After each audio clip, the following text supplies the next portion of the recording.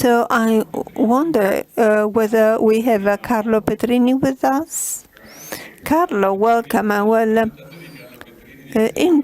Introducing Carlo Petrini is difficult. It may take up all of the time allotted to him. His reputation is so long. He is the founder of the slow food movement and also the University of the Food University in Pollenzo. I had the honor to teach there. Is also a free thinker about all the major subjects that have to do with farming, including sustainability, a subject that's very dear to him. So someone before you mentioned Laudato Si by Pope Francis that you defined as the compass for the planet. None better than you can draw some conclusions. The conclusion, and we acknowledge Vitevis for having us here to talk about sustainability. I mean, we tried to be as concrete as possible, but we know that you are very concrete. So we would like to hear your conclusive remarks, your vision of sustainability, how far we are, what needs to be done. We still consider this strategic and fundamental, but then it takes a long time, and you have a worldwide vision. It's essential. We can't speak of sustainability as a local item. So I give you the floor and speak freely. Well, first of all, thank you for inviting me. And thank you for giving this opportunity to me to delve into this question, sustainability in the times we are living, ecological transition. Well, all of this is seen from the standpoint of one sector, wine. Three premises. First, the wine sector is the pinnacle of the entire food sector. That's the reason why choices and behaviors and strategies that the wine sector is deploying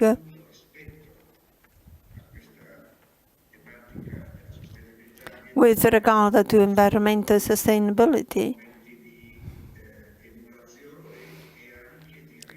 are food for thought for other food subsectors. We shouldn't forget that the main generator of CO2 in the world is the current food system as a whole.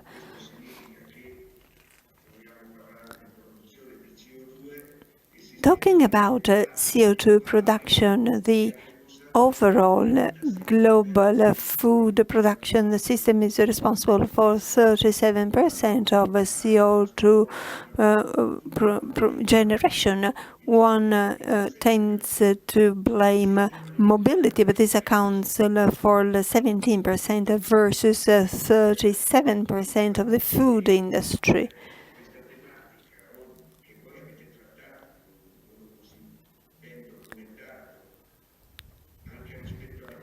Today, you have discussed this subject very elegantly, and your practices are being looked up by non-wine sectors. Secondly, I'd like to share with you the origin of this word sustainable and sustainability. Well, these are invasive terms. They are applied to whatever you say or whatever you think. Everything must be sustainable. And the sustainability is the main strength of whatever we do.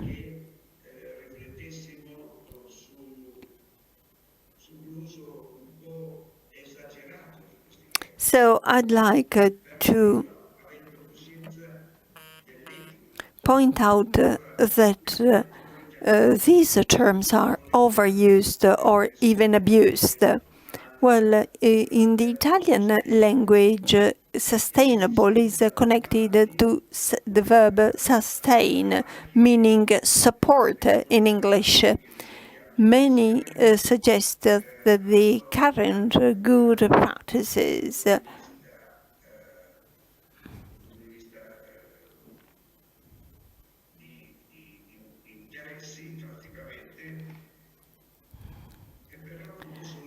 have an impact and are financially sound or sustainable. So we are talking about economic sustainability. Well, let's state it clearly. This is not the actual meaning of sustainable. It comes from English, sustainable. And it comes from the verb sustain. Sustain is the pedal of the piano that makes a note longer. For instance, if you play a note, a particular sound is obtained. However, if while pressing the key on the keyboard at the same time you press the pedal of the piano, the sound becomes long.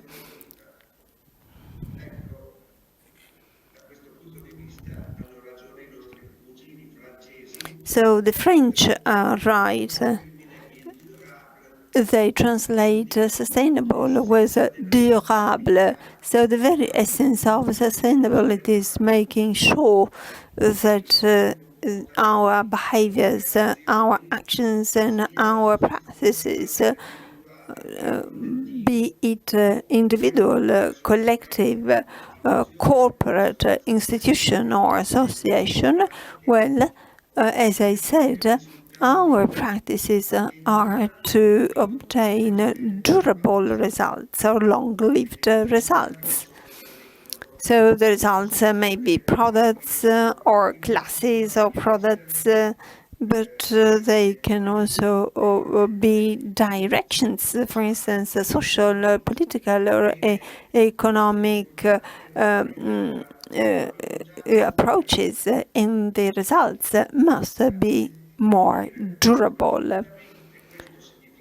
So understanding this meaning amounts to understanding how disruptive the term sustainable is.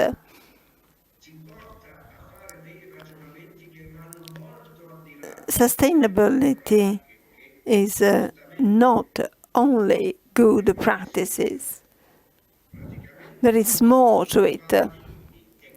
These are economic, political paradigms other than the usual ones.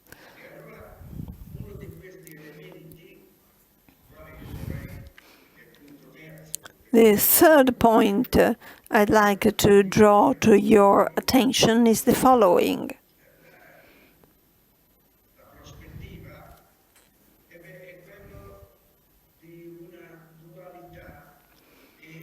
So I'm thinking of a duality that we often use when we talk about good practices. So the duality is tradition versus innovation.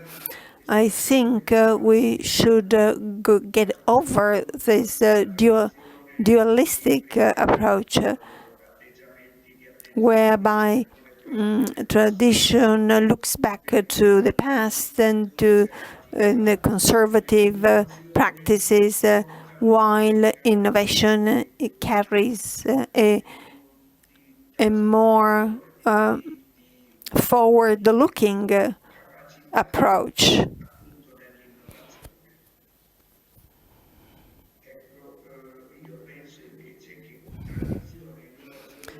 I think that innovation and tradition are talking to another all the time. I mean, they are not apart. They are constantly in contact. So innovation, for instance, may be well-established or successful tradition. Now, reproposing traditions in a new way is innovation. On the contrary, if I wanted to support traditions with no innovation, traditions will die away. You have to overcome this dualism, and the tradition and innovation are helping one another. After these three premises, let me say that I was largely impressed, especially by the last presentation. I was impressed by the good practices that were implemented. Well, renewables, for instance, and also the reduction in CO2 generation and lower use of chemicals and plant protective products. These good practices, including water sparing and new ways of irrigation using modern technologies, well, such good practices are the very quintessence of actions that we take all the time.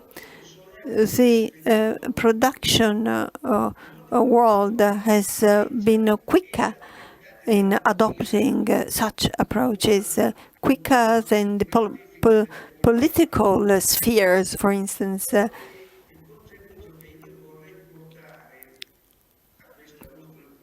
Now, my contribution to this discussion is not just a question of listing good practices.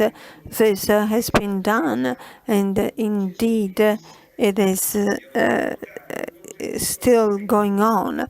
I'd like to say something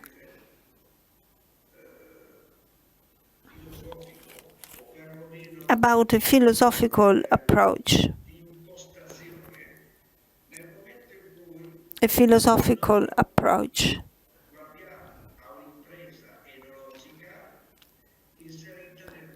Concerning a winery set in a particular area, adopting new practices.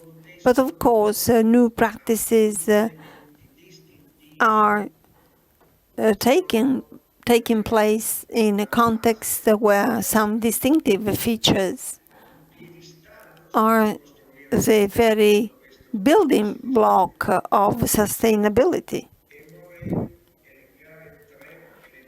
I'd like to list 3 points that I consider essential.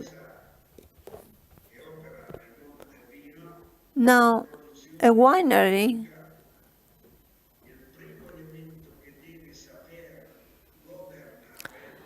must be able to govern and implement the limits, the governance of limits. This is not easy. So, in our experience, a good commercial response is associated with an increased production. So we have entered an historical stage where the endless production is not credible, it's not tenable. Now, resources are finite, we know that, and good practices show that we can squander fertile arable soils or water or the main resources of the planet. However, the very concept of endless growth is to be harnessed. So, a good winery, a good cooperative society, a good farm must be able to govern the limits or the boundaries. So up to a limit, the production develops a hand in glove with nature. So, and one must be aware of the philosophy of one's companies. If you trespass limits, problems expand in an exponential way. So the governance of limits applies to all of us. Then, second is the maintenance and also the strengthening of biodiversity.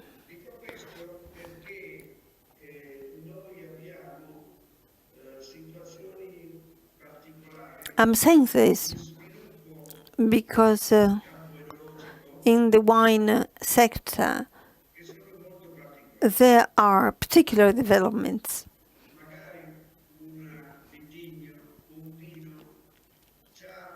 A grape variety, a wine, may be extraordinarily successful, and that grape, due to its very success at that very moment, dictates in increasing growth that takes space away from other grapes. For instance, I live in Piedmont, in an area called Langhe, and the extraordinary success of Barolo and Barbaresco in the area where I live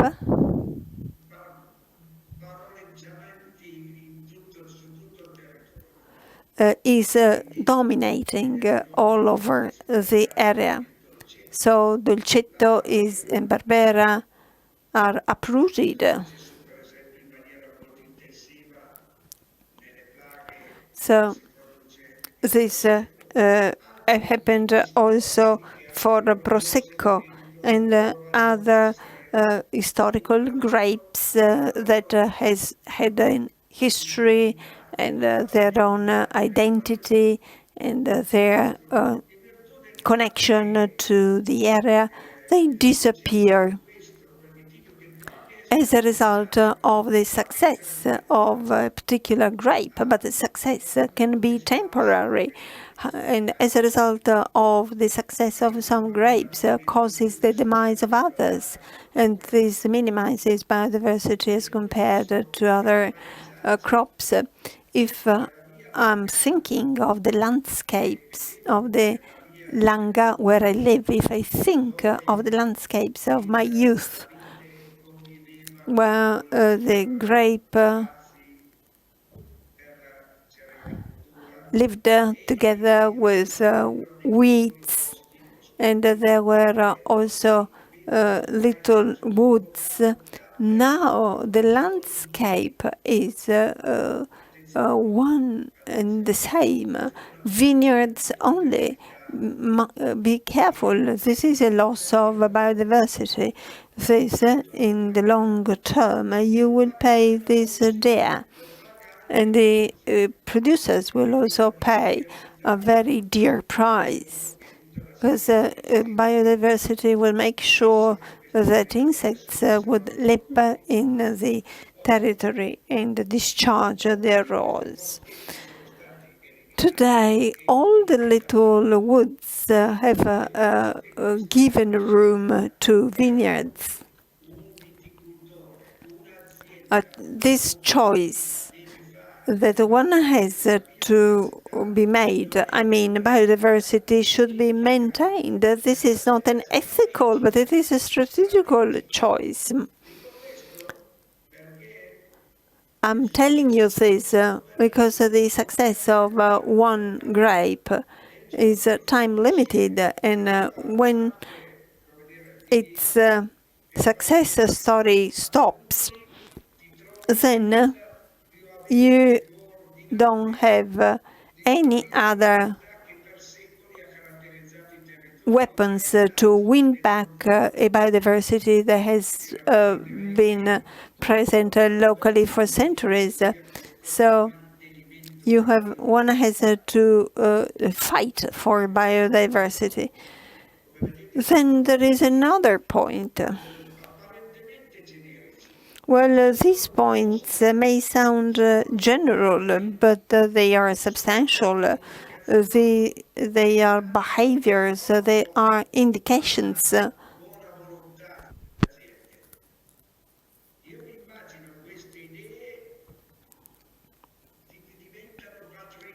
So these ideas may become a heritage of companies like the one who has just talked about their own good practices.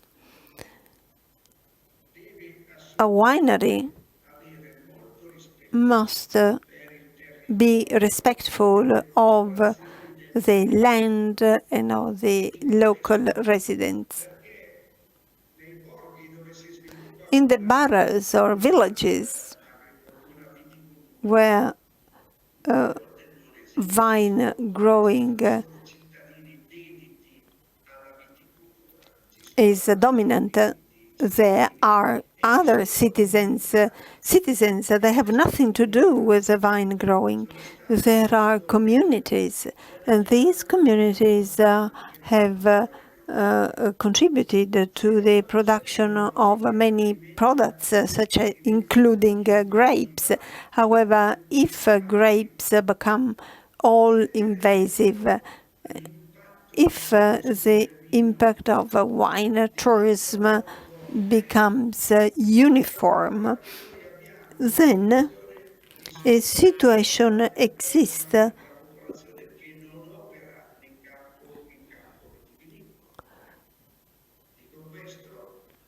problems exist for the residents who don't work in the wine industry.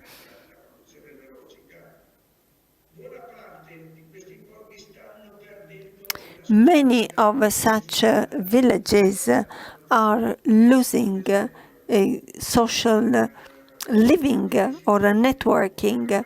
For instance, with the development of supermarkets and hypermarkets, so the so-called neighborhood shops have been obliged to close down, and also inns or wine bars where older people would gather to play cards. So the old inns have been replaced by three-star hotels, but the three-star hotels do not ensure the social living of the local residents.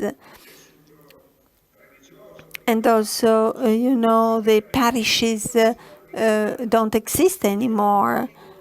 So these villages are becoming just dormitories, and no one cares whether the village is entirely devoted to wine tourism. Because if tourism is supported by one component only, that is wine, this is a lost battle. Let me tell you that the wine production must have a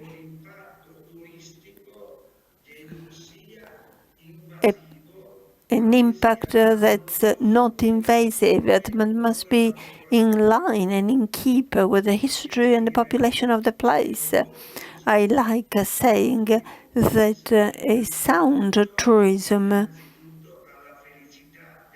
is dedicated to the happiness of the people living there. When I may visit a wine place if the residents are happy. They are happy to live under those conditions. If everything has been shaped according to the needs of tourism and the resulting turnover, I mean, this is dissatisfactory for me. So here comes my contribution, my suggestion to you. Please consider that the governance of limit, the maintenance of biodiversity, and the respect for the local populations of the lands where wineries exist. Well, these three items should never be forgotten. The more attention wineries give to these good practices, the more successful all other practices will be. Thank you for your patience.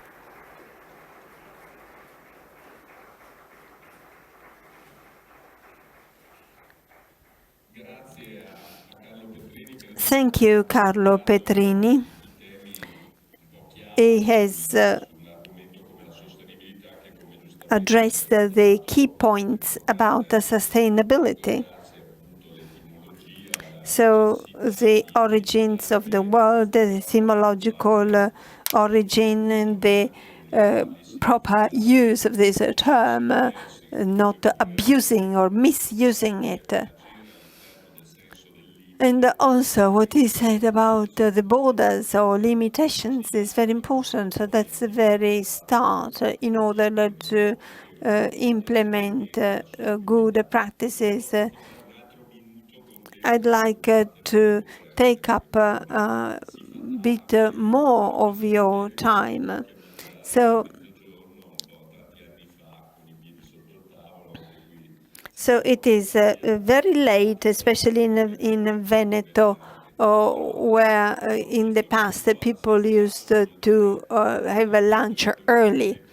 You've been the developer of Terra Madre. The theme of sustainability is closely linked to the difficulties of other parts of the world to be sustainable. How can you reconcile this lack of balance? I know it is a complex question and you only have a few minutes. Can you please say a few things?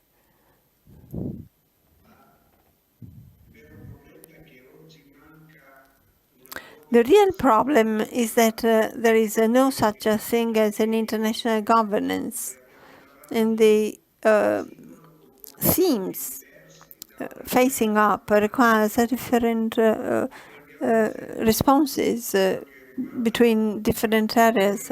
For example, the decrease in animal proteins as compared to plant proteins, that is the reduction in the consumption of meat. This is a good practice that we have to enhance.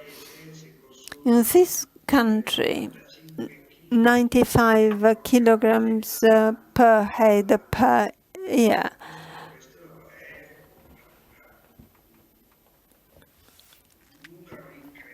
It is an incredibly high number. When I was young, 50 years ago, the per head consumption in Italy was 40 kilograms. Now,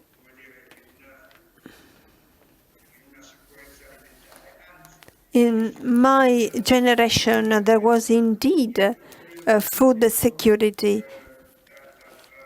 In that period, in the 50s and 60s, Italians have eaten better than ever, before and after, since the intensive production of meat is one of the main reasons for an increase in the CO2 emissions.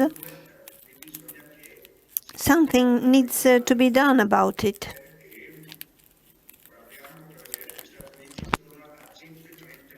$130 kilograms in the United States. If all people on Earth would eat so much meat, it would take 3 planets to feed the animals that we want to eat. So it's a question of shrinkage.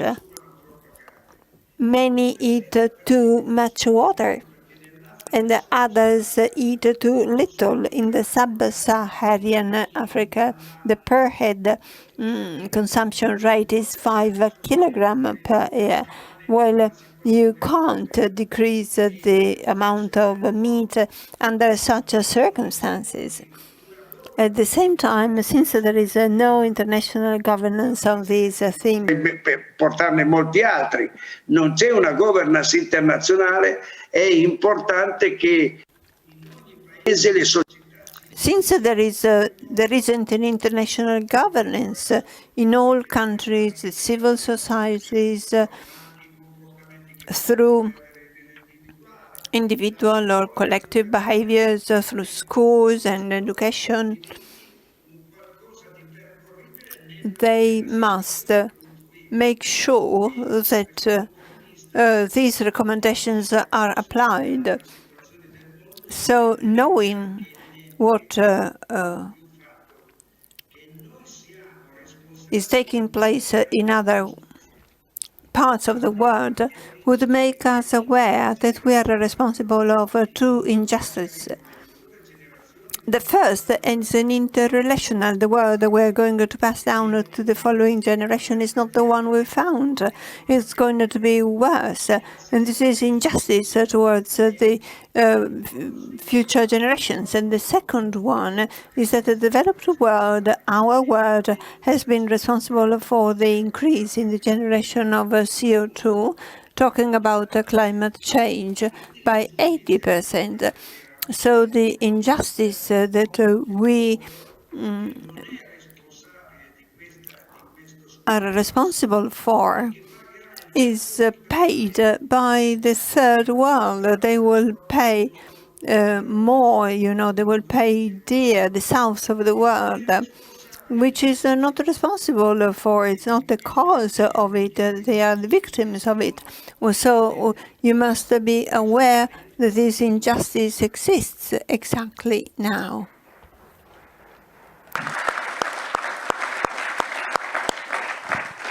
Bene Carlo, ti ringrazio anche a nome di tutti i presenti. Thank you, Carlo. I thank you also on behalf of all attendees in this beautiful theatre in Vicenza. I hope we are having you again in person next time. This time it was bound to be online. Thank you so much, and I wish you all the best for your extraordinary activity. May you live long. God bless you. Bene, congedato